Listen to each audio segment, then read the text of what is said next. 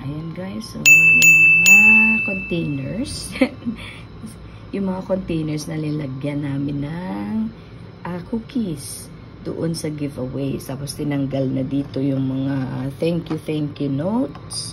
At eto na ngayon, ang natira na lang ay ang aming coffee drip. So thank you for celebrating with us. Ayan, nag-celebrate talaga. Ayan na noong 12/3/2023 at Savannah Farm, Tagaytay.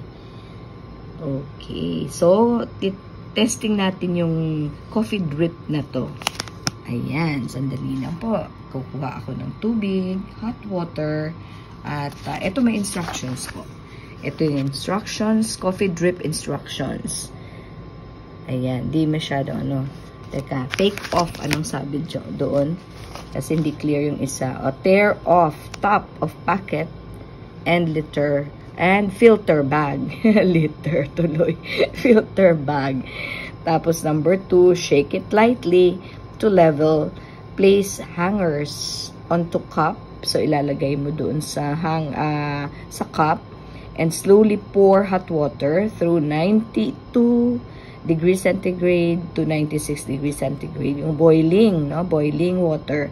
150 ml to 180 ml. Ayan. Remove and discard used filter. Then serve. Yan pala. So, yan ang gagawin natin. So, ito. First time kong gumamit nitong coffee drip na to. So, masarap. Masarap daw. Hindi ko pa nasusubukan. So, let's try. Yun, napakasarap ng cookies. Kitang-kita ko mismo doon sa preparation time. Talagang, they melted the butter. Tapos, ayan, ninix nila. And, ayun, ginawa. Talagang winay pa ang mga cookie and how they baked it. We saw in the other video. Ayun po. Ito ngayon is the how many days? 2 days after the wedding na. Bago ko natikman ito. Nung umuwi na kami, syempre sa bahay. Siya guys, So, na-tear off na natin. Tapos, ginanyan, Okay. Abot naman dyan sa mug. Yung kanyang, ganito po. Ito po yung ayos niya. Ganito yung ayos niya. Tapos, i-stretch out mo lang siya. And then, actually, iti-tear off natin tong part na to. So, syempre, dahil hindi ako gumamit ng tripod. So, off muna. Wait lang. Sandali po. Okay. Teka, parang hindi ko nakunan. Okay, ayan. So, eto na po yung coffee drip. Ayan guys, yung pag-pour ko pala ng water, hindi pala naka-on yung video. Ay, nako naman. Pero basta, ito nang nangyari. Ito po. So, drip-drip siya dyan. Parang naging filter bag ng coffee powder.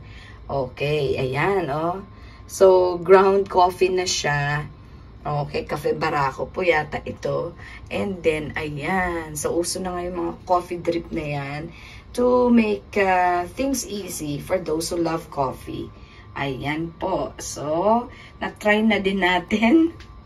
Pero, ayan, when I poured water, ganito. Oo, kaso akala ko, naka-on na. Hindi pala naka-on naman. Ayan na, okay. So, I'll just put cream, pero in my case, milk na talaga yung nilalagay ko.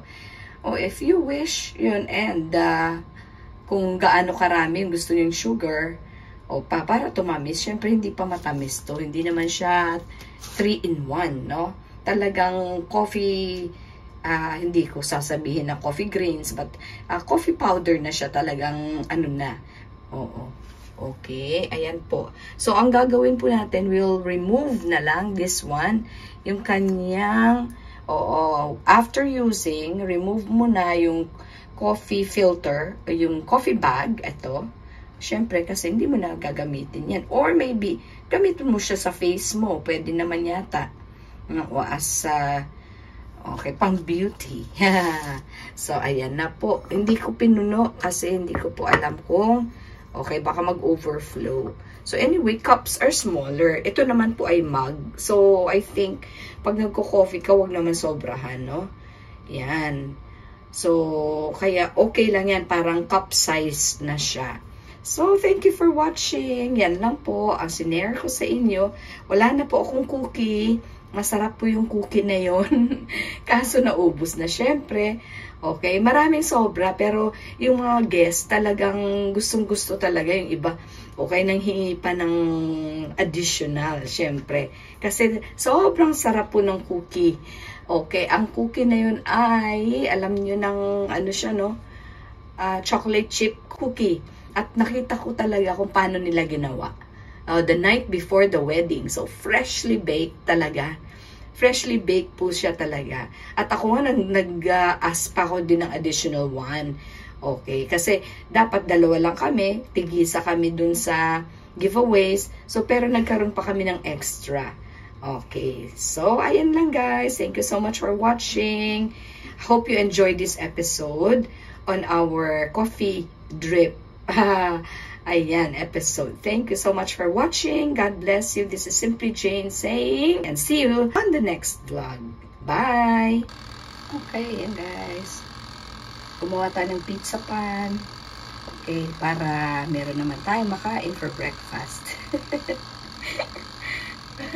Okay, simplified lang. Simplified. Oo po. So, yung American sliced bread at saka, yun, meron tayong ketchup with kasi parang Hawaiian siya flavor. So, yung mga pineapple. Okay, pineapple chunks. Ayan na. And of course, cheese. Lots of cheese on top. Ayan na guys. May natira kaming McDonald's na fries. Ininit ko na lang siya. At eto na yung ating pizza pan. Simplified. Simply version.